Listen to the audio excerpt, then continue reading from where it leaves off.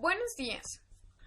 El día de hoy veremos el tema Descubro y socializo avances e innovaciones, con los subtemas artículos de investigación y artículos de divulgación.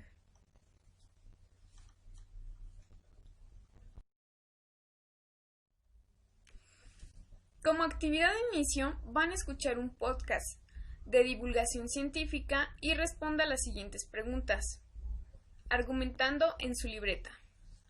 La primera es, ¿cuál es el tema que trató el podcast que escuchó? ¿La información te pareció clara y ordenada? ¿Por qué? ¿Te proporcionó información novedosa? ¿Sus contenidos te parecieron confiables? Justifique ampliamente esta respuesta. El podcast les estaré pasando el link de donde podrán escucharlo en el grupo de WhatsApp.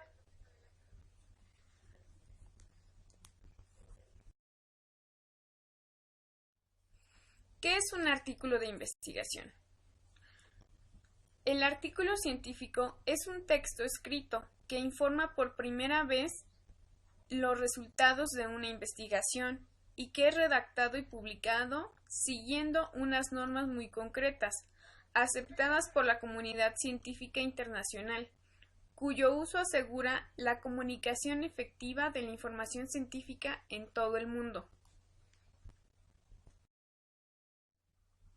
Robert Dahl define el artículo científico como un informe escrito y publicado que describe resultados originales de investigación, que debe ser escrito y publicado de una cierta forma, definida por 3 siglos de tradiciones cambiantes, de práctica editorial, de ética científica y de influencia recíproca de los procedimientos de impresión y de publicación.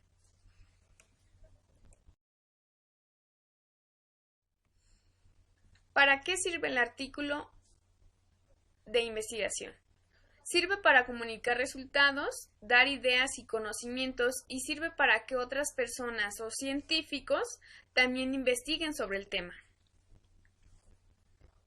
Según la UNESCO, la finalidad esencial de un artículo científico es comunicar los resultados de investigaciones, ideas y debates de una manera clara, concisa y fidedigna. La publicación es uno de los métodos inherentes al trabajo científico. ¿Cómo se realiza? Realizar un artículo científico parte de los resultados de una investigación, pero cualquier resultado se tiene que considerar que ese resultante aporte conocimientos que nos sirvan. Los artículos científicos se redactan de acuerdo con unas normas que deben ser cumplidas por todos los redactores de este tipo de textos. Dichas normas afectan tanto a la estructura, a la extensión, el estilo, como la presentación y el formato. También afectan el lenguaje, ya que suele usar tecnicismos para las personas que se dedican a esa rama o pretenden investigar acerca de lo que el artículo científico habla, utilizan determinado lenguaje.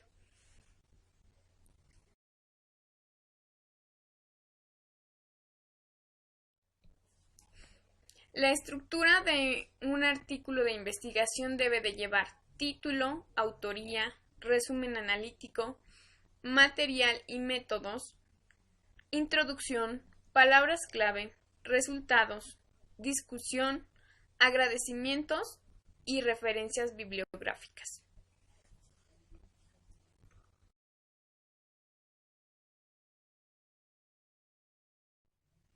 El título debe de ser corto, no debe exceder de las 15 palabras según las normas de Vancouver, por lo que dichas normas aconsejan que se eviten las preposiciones y los artículos, el utilizar expresiones repetitivas como estudios sobre, investigación acerca de, etc. y el uso innecesario de subtítulos.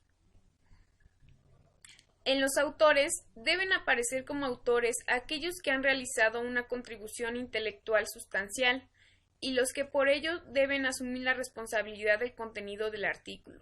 No es adecuado incluir como autores a personas cuya contribución al artículo ha sido mínima o nula. o negarle crédito de autor a una persona que es responsable de una parte decisiva del contenido intelectual del artículo. Es una autoría incompleta. Para la autoría múltiple no existe un límite neto que permita distinguir un número aceptable de autores o número excesivo.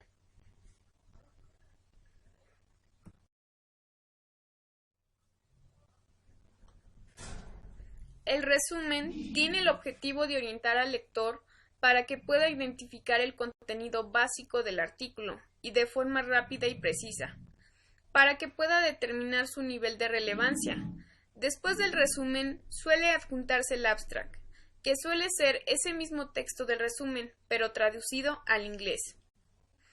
El abstract tiene la función de resumir el artículo en lengua inglesa para que se pueda indizar el contenido y de este modo distribuir la información a toda la comunidad internacional de científicos. Palabras clave. Al final del resumen, el autor debe definir de 3 a 10 palabras claves que ayuden a la indización cruzada del artículo. Es decir, las palabras claves, ahí puedes poner el objeto de estudio, tal vez, una palabra clave que encontraste, que define tu investigación. Este tipo de palabras debe de llevar.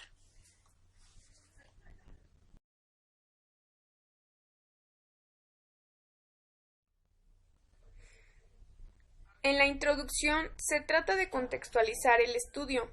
Esto implica, lingüísticamente hablando, la redacción en tiempo presente. Hay que justificar las razones por las que se ha emprendido el estudio y formular las hipótesis y los objetivos pertinentes.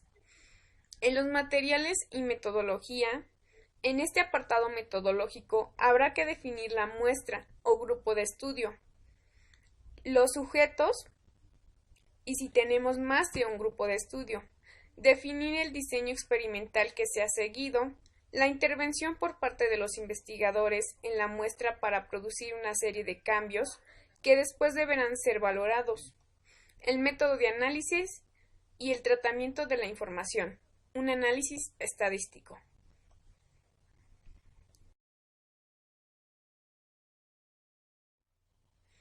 Los resultados son obtenidos, deben cuantificarse con medidas adecuadas, de error o incertidumbre, notificar las reacciones de la muestra, indicar el número de observaciones y el recorrido de los datos observados, notificar la pérdida de participantes en el estudio, especificar las pruebas aplicadas para analizar los resultados. En la discusión es el capítulo principal en la redacción del artículo científico. Se discute la coherencia y las contradicciones fundamentales de los datos obtenidos. Se evalúan y califican las implicaciones de los resultados con respecto a las hipótesis originales. Es el espacio en el que se produce el vuelo teórico del investigador, de donde emergen los nuevos conocimientos y las hipótesis, que deberán ser verificadas en estudios posteriores.